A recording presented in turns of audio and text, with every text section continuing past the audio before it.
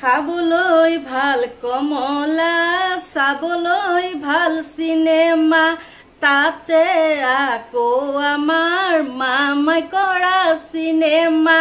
নমস্কাৰ বন্ধু বান্ধৱীসকল, কি খবৰ আপোনালোকৰ? মোৰ বাৰু ভালে আৰু ভাল কাৰণে চিনেমা চাবলৈ একদম এতিয়া মই ৰেডি হৈছো। দেখিছেনে, নতুন চোলা তোলা পিন্ধি মই একদম আজৰি।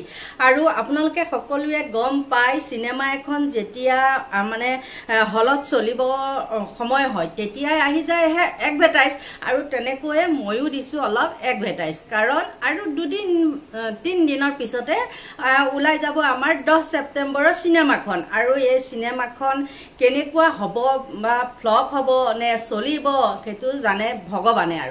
আৰু ইতিমধ্যে আমাৰ হিৰোইনীসকলেতো একদম সাজু হৈছে। হিৰোয়ে কয় নিজে মানে হিৰোয়ে কৈছে যে ফ্লপ হ'ব বুলি। নিজে যেতিয়া ফ্লপ হ'ব বুলি কয় আৰু আমাৰ যোনে পৰিচালনা কৰিছে তেওঁ কিন্তু একদম এতিয়া বুকু ধপাই আছে, মানে চিনেমাখন চলিব নে নাই গম পাইছেনে? গতিকে আপোনালোক বাৰু চাবলৈ ৰেডি হৈ আছেনে? মই কিন্তু একদম পুৰা ৰেডি। আৰু সেইকাৰণে দেখিছা আজি মই চাদৰ মেখেলা পিন্ধা নাই, কিন্তু একদম কুৰ্তা চুৰ্তা পিন্ধি পেলাই মই ৰেডি হৈ আছো। আৰু দেখিছেনে নাই? একদম চাওক, মই মিছা কথা কোৱা নাই। আৰু এতিয়া চিনেমাৰ আৰম্ভ হোৱাৰ লগে লগে এডভাৰটাইজ দিয়ে, মই কৈছো দেই। আৰু আপোনালোকে বাৰু এডভাৰটাইজ দিবনে? আৰু চিনেমাখন নোচোৱাকৈ আপোনালোকে নাথাকিব দেই, কাৰণ যতীন বৰা নিচিনা হৈ যাব। যতীন বৰা চিনেমাখন অহাৰ লগে লগে দেখিছিলে নহয় কেনেকৈ ফ্লপ মাৰি গ'ল। আৰু ৰবি শৰ্মা যেতিয়া আনিছিলে, ৰবি শৰ্মাৰ চিনেমা কেইখন পুৰা হিট হৈছিলে, আৰু যতীন বৰা চিনেমাখন কি হৈছিলে? ফ্লপ হৈছিলে। কিন্তু যতীন বৰা আকৌ এজন অভিজ্ঞ অভিজ্ঞ ভুলেই হৈ গৈছেগে আৰু দেই, ইমান সুন্দৰ অভিনয় কৰে। তাৰ মাজতে তাৰ মানে কি হৈ গৈছে, ফ্লপ মাৰি গৈছিলে, হয় নে নহয়? কিন্তু আমাৰ মামাই এতিয়া যিখন পৰিচালনা কৰিছে, মামাৰ ইমান এটা যতীন বৰাৰ লগতে বাৰু মই তুলনা কৰিছো, কাৰণ তেওঁ সুন্দৰ অভিনয় কৰে মামাই, নহয়নে? আৰু ককা আৰু নাতি হাতী সেইখনতো কি হৈছিলে, আমাৰ মামাই তাত সেই সৰু পোৱালিটো যে হাতীৰ ওপৰত উঠি অহা পোৱালিটো, সেইটো মামাই আছিলে। আৰু এতিয়া যদি ফ্লপ মাৰি দিয়ে কি হ'ব মামা? গতিকে আপোনালোকৰ মাজলৈ চিনেমাখন কেনেকুৱা কি হ'ব, তেওঁলোকৰ অভিনেতা আৰু পৰিচালক তেওঁলোকৰ মুখেৰে শুনো আহকচোন, আপোনালোকে চাওক। 10 ছেপ্টেম্বৰত মুক্তি পাব এখন চিনেমাখনক লৈ গৌৰৱ গগৈৰ ভৱিষ্যতবাণী। ফ্লপ মেগা ফ্লপ হ'ব। মই কৈছো ফ্লপ মেগা ফ্লপ হ'ব। মই কৈছো ফ্লপ মেগা ফ্লপ চিনেমাৰ বাবে আগতীয়াকৈ ক্ষমা বিচাৰিলে গৌৰৱ গগৈয়ে। চিনেমাৰ প্ৰডিউচাৰ ডিৰেক্টৰ ৰাইজৰ পৰা ক্ষমা বিচাৰে। মই ক্ষমা বিচাৰিছো যে আমি ইমান পইচা নষ্ট কৰি এটা ফ্লপ চিনেমা দেখালো। আমি আহাবাৰ চেষ্টা কৰিম। 10 ছেপ্টেম্বৰ সমাগত, মাজত মাথো আঙুলিৰ মূৰত লিখিব পৰাকৈ 4 দিন। এই বিশেষ দিনটোলৈ যোৱা মাৰ্চ মানৰ পৰাই অধিক আগ্ৰহেৰে অসমবাসীয়ে অপেক্ষা কৰি আছে। কাৰণ এই দিনটোৰ কথা মুখ্যমন্ত্ৰী ডক্টৰ হিমন্ত বিশ্ব শৰ্মাই বাৰম্বাৰ যোৱা সময়ছোৱাত উচ্চাৰণ কৰি আহিছে। অসম প্ৰদেশ কংগ্ৰেছ কমিটিৰ সভাপতি গৌৰৱ গগৈৰ পাকিস্তানৰে সংযোগ সন্দৰ্ভত বিশেষ তদন্তকাৰী গোটে দাখিল কৰা প্ৰতিবেদন 10 ছেপ্টেম্বৰত সংবাদমেল যোগে ৰাজহুৱা কৰিব বুলি কেতিয়াবাই ঘোষণা কৰি থৈছে মুখ্যমন্ত্ৰীয়ে। লগতে তেওঁ কৈছে যে 10 ছেপ্টেম্বৰৰ পাছত গৌৰৱ গগৈয়ে অসমত মুখ উলিয়াব নোৱাৰা অৱস্থা হ'ব। এতিয়া চাওক, সেইটোতো আমি কিয় ৰ'ব লাগে সেইটো আমি ডিচাইড কৰিম নহয়। তেওঁ সোনকালে কৰোৱাব খুজি আছে যাতে মই প্ৰভুক হৈ কাগজ পত্ৰ নোহোৱাকৈ আপোনালোকক কৈ দিওঁ। কিন্তু মইতো 25 বছৰ ৰাজনীতি কৰিলো নহয়, কেতিয়া কি ক'ব লাগেতো ময়ো জানো। গতিকে আমাৰ ডেট জানুৱাৰীতে 10 ছেপ্টেম্বৰ দিছো। যেনেকে বিয়া বাৰু কেতিয়াবা আপোনালোকে ক'ব নেকি যে বিয়াখন কিয় ডিচেম্বৰত ঠিক কৰিলে? আজিয়ে কয়, ডেট কাল চায়ে কৰিব লাগে না। গতিকে আমি দিন কাল কৰি 10 ছেপ্টেম্বৰটো বান্ধি দিলো। এতিয়া তেওঁ ক'লেও সেইটো আগুৱাই নাহে, তেওঁ ক'লেও সেইটো পিছুৱাই নাহে।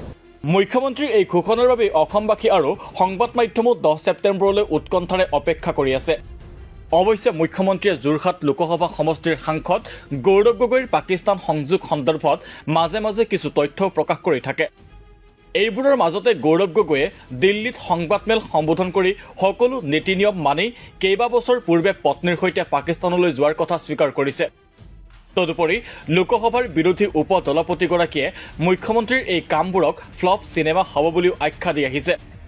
এতিয়া 10 ছেপ্টেম্বৰলৈ কেইদিনমান থকাৰ সময়ত গৌৰৱ গগৈয়ে পুনৰ কৈছে একেই কথা। শনিবাৰে সাংবাদিকে 10 ছেপ্টেম্বৰৰ কথা সোধাত তেওঁ মেগা ফ্লপ চিনেমা হ'ব বুলি তীব্ৰ কটাক্ষ কৰে। ইয়াৰ বাবে তেওঁ পইচা নষ্ট কৰি ফ্লপ চিনেমা দেখুওৱাৰ বাবে ৰাইজৰ ওচৰত ক্ষমা বিচাৰে, কাৰণ মুখ্যমন্ত্ৰীয়ে ক্ষমা নিবিচাৰে। গৌৰৱ গগৈৰ মতে ফ্লপ চিনেমাত সময় খৰচ, পইচা খৰচ। ফ্লপ হ'ব, মই কৈছোঁ ফ্লপ ফ্লপ মেগা ফ্লপ। কিন্তু সাধাৰণতে কি হয়, যেতিয়া চিনেমা ভিতৰত যেতিয়া প্ৰডিউচাৰে যেতিয়া ফ্লপ চিনেমা কৰে, সেই চিনেমাৰ প্ৰডিউচাৰ ডিৰেক্টৰ ৰাইজৰ পৰা ক্ষমা বিচাৰে কি মই ক্ষমা বিচাৰিছোঁ যে আমি ইমান পইচা নষ্ট কৰি এটা ফ্লপ চিনেমা দেখালোঁ, আমি অহাবাৰ চেষ্টা কৰিম। আমাৰ অসমৰ মুখ্যমন্ত্ৰী ক্ষমা কেতিয়াও নিবিচাৰে। তেওঁ ক'ব নহয় ফ্লপ হ'লেও আমি ইয়াৰ আকৌ এটা ফ্লপ আমি এতিয়া কেন্দ্ৰীয় চৰকাৰৰ পৰা আমি আনিবলৈ বিচাৰিম। মস্ত ডাঙৰ সময় ব্যৰ্থ, পইচাও ব্যৰ্থ। যি অসম আৰক্ষী আজি তাৰিখত কয়লা চিণ্ডিকেট কৰা মানুহ ধৰিব পাৰিলেহেঁতেন, আজি এইখিনি ৰাজনীতিত ব্যস্ত কৰাৰ ক্ষেত্ৰত মই ভাবোঁ আমাৰো আজি তেওঁলোকৰো সময়, মূল্যৱান সময় নষ্ট। উল্লেখ্য, গৌৰৱ গগৈৰ পাকিস্তান সংযোগ সন্দৰ্ভত বিশেষ তদন্ত গোটো গঠন কৰি দিছিল অসম আৰক্ষীয়ে। ইতিমধ্যে এই তদন্ত গোটে দিল্লীলৈ গৈ কেইবাজনো লোকক সোধা পোছা কৰি বিভিন্ন তথ্য সংগ্ৰহ কৰিছে। ইয়াৰ আধাৰত মুখ্যমন্ত্ৰীয়ে কিছু তথ্য মাজে সময়ে সাংবাদিকৰ আগত প্ৰকাশ কৰিছে। এতিয়া ASITৰ প্ৰতিবেদন মুখ্যমন্ত্ৰীয়ে কোৱা অনুসৰি ৰাজহুৱা কৰাৰ সময় সমাগত, কিন্তু গৌৰৱ গগৈয়ে ইয়াক মেগা ফ্লপ হ'ব বুলি তীব্ৰ কটাক্ষ কৰিছে। এনেস্থলত SITৰ প্ৰতিবেদনত গৌৰৱ গগৈ আৰু তেওঁৰ পত্নী এলিজাবেথ কোলবাৰ্ণ গগৈৰ SITয়ে গৌৰৱ গগৈৰ সন্দৰ্ভত কি তথ্য পালে?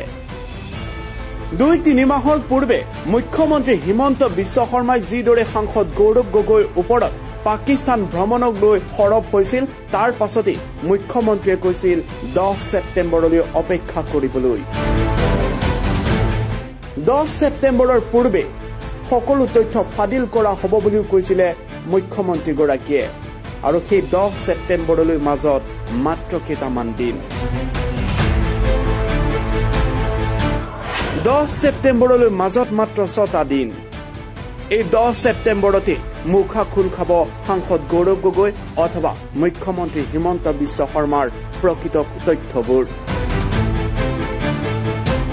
মই এই অভিযোগটো আজি কৰিছোঁ, অলপমান মোকো সময় লাগিব প্ৰমাণ আনিবৰ কাৰণে, কিন্তু মই কৈছোঁ, ৰিক্স লৈ কৈছোঁ, কিন্তু প্ৰমাণ ছেপ্টেম্বৰৰ ভিতৰত আহিব। আৰু 10 ছেপ্টেম্বৰত মই প্ৰমাণ সহকাৰে দিম। আৰু মুখ্যমন্ত্ৰী আসনৰ পৰা মই এটাও অসত্য কথা ক'ব নোৱাৰো। মই আজি অসমৰ মুখ্যমন্ত্ৰী, যদি পাকিস্তানে মোক দৰমহা দি থাকে মই পাকিস্তানৰ এজেণ্ট হলো নে? 10 ছেপ্টেম্বৰলৈ মাজত মাত্ৰ 4টা দিন থকাৰ মাজতেই এতিয়া মুখ্যমন্ত্ৰী হিমন্ত বিশ্ব শৰ্মাই সৰব হৈ পৰিছে সাংসদ গৌৰৱ গগৈৰ বিৰুদ্ধে। সাংসদ গৌৰৱ গগৈৰ বিৰুদ্ধে বৃহস্পতিবাৰে এক সংবাদ মেলত অভিযোগ কৰে 3গৰাকীকৈ বিদেশী নাগৰিক থকা এটা পৰিয়ালৰ সেই ব্যক্তিগৰাকীৰ মন্তব্যক মই গুৰুত্ব নিদিওঁ। পূৰ্বে গুৰুত্ব দিছিলো, কিন্তু বৰ্তমান গুৰুত্ব নিদিওঁ। যেতিয়া তেওঁলোকৰ পৰিয়ালৰ 3গৰাকী সদস্য বিদেশী হয়, তেতিয়াহ'লে সেই মানুহজনে কি জ্ঞান দিব আমাক? এই প্ৰশ্ন কৰিছিলে, কিন্তু তাৰ পূৰ্বে এটা ডাঙৰ প্ৰশ্ন হৈ ৰৈছে।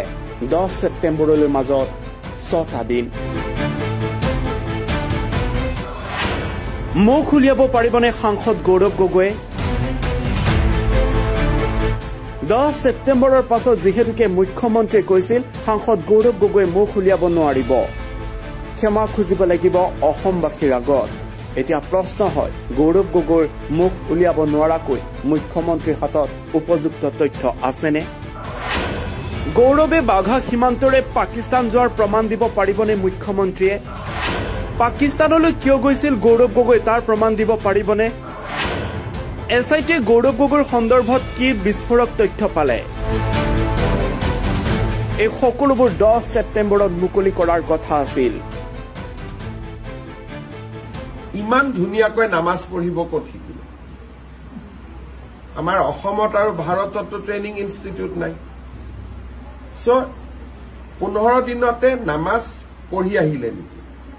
আপোনাৰ পত্নীয়ে পাকিস্তানৰ NGOৰ পৰা দৰমহা লৈ ভাৰতত যদি কাম কৰে, তাতকৈ পাকিস্তানী এজেণ্ট বুলি আৰু কিবা ডাঙৰ প্ৰমাণ লাগে নেকি?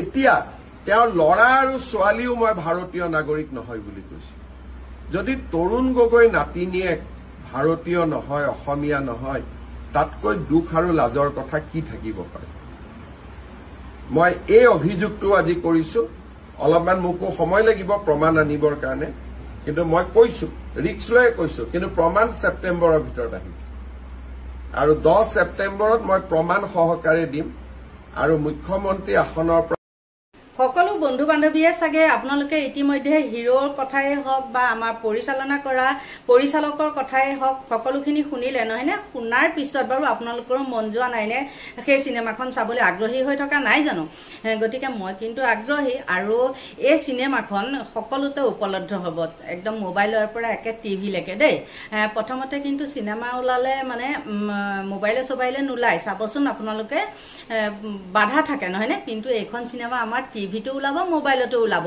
আৰু কাবাৰ যদি মোবাইলৰ ৰিচাৰ্জ নাই আপোনালোকে ভৰাই কৰি একদম ৰেডি হৈ থাকক কাৰণ 10 তাৰিখে সেই চিনেমাখন মানে সোশ্যাল মিডিয়াটো উপলব্ধ হ'ব গতিকে এতিয়া আপোনালোকৰ পৰা লৈছো বিদায় বাই বাই